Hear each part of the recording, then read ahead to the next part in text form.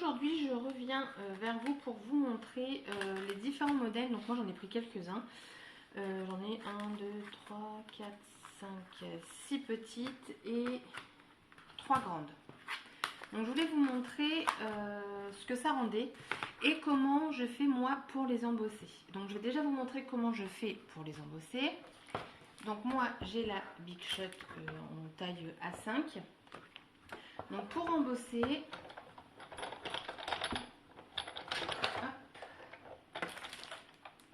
j'utilise donc juste une plaque en plexi et j'enlève les deux volets. Voilà. Donc je mets comme ça. Je mets la plaque en plexi. Ensuite, je mets mon papier et mon classeur d'embossage. Et je vais rajouter dessus, donc c'est en silicone. Donc là, elle est coupée parce qu'à l'origine, c'était en format A4. Je le pose dessus et après, je vais embosser.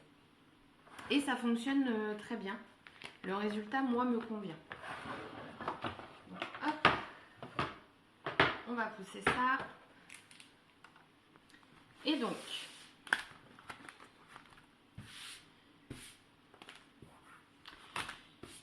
alors, donc je vais commencer par les petites. Donc j'ai pris ce format-ci et l'embossage. Alors j'espère que ça va se voir parce que j'ai fait sur du papier blanc. J'ai un gros doute.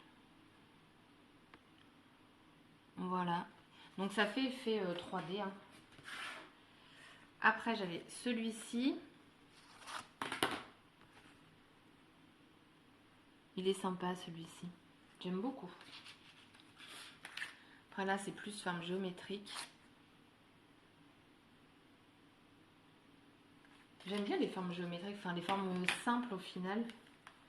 Là on a les fleurs. Enfin les fleurs, les feuilles, pardon.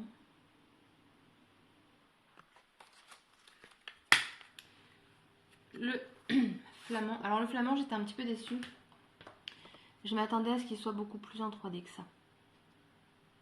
Ici, je trouve que c'est pas... J'aurais aimé qu'il y ait plus de relief. Mais bon, c'est correct quand même, on va pas chipoter. Après celui-ci, hop, j'ai tenté autre chose. Donc, il est comme ceci. Et j'y ai fait des points de couture. Vous voyez, j'aime bien rajouter un petit peu de couture. Je suis en train de me lancer là-dedans et je trouve que l'effet est sympa. Et je vais vous montrer, j'en ai fait un autre sur un grand format. Je ne sais pas si vous l'avez vu, mais je l'ai mis sur mon compte Instagram. Après, on a celui-ci, que je vous montre quand même. C'est compliqué à montrer, je pense. Mais je pense que même si j'aurais pris une autre couleur, ça aurait été... Bon, là, c'est pas le bon format de papier. Alors lui, par contre, je trouve qu'il rend pas terrible. Je suis pas fan du tout. Il embosse pas très bien. Il y a des endroits où, je sais pas si vous verrez, mais il y a quasiment rien. Donc, un petit peu déçue de celui-ci. Et ensuite, donc j'ai fait le cœur. Et là, pour le cœur, voilà. J'ai fait encore de la couture. Comme c'est une forme géométrique, du coup, c'était assez simple de faire les points. On voit bien le relief à l'intérieur. Je sais pas si vous le verrez. Oh, c'est rien chiant. En plus, il fait un temps de crotte pour rester poli. Enfin, voilà, pour celles qui ont le cœur, bon, vous savez ce que ça rend. Et avec la couture, je trouve que du coup, ça l'entoure bien le relief. Donc, je me suis amusée à ça. Et c'est vrai que, voilà, ça rend... ça fait un petit plus, en fait, à la plaque. Donc moi je n'ai toujours pas mes Distress Oxide, hein, je les attends, ça fait 2 mois. Ouais, je les ai commandés et payés le 20 octobre. Hein. Je vous expliquerai ça une fois que j'aurai reçu ma commande, si je la reçois un jour. Et en faisant des fonds colorés, je pense que ça peut rendre vachement sympa.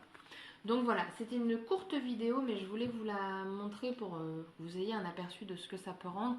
Et aussi comment on les embosse, parce qu'elles sont quand même... bien plus épaisse que de simples classeurs d'embossage qu'ils pouvaient faire avant. Là, c'est vraiment du 3D, comme ils disent. Donc, et le cœur, je le trouve vraiment très joli. Donc voilà, petite vidéo technique. J'espère que cette courte vidéo vous aura plu. Je vous fais des scraps bisous et je vous dis à bientôt. Bye bye!